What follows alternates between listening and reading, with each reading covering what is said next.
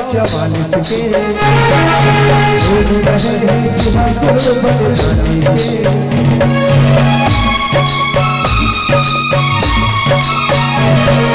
लगे हैं 144 के घूम रहे हैं बिना गुरबत जाने के। कसम है बोला तोरे गुरु चाहे हो जाए अब जंग शुरू नहीं डरना है।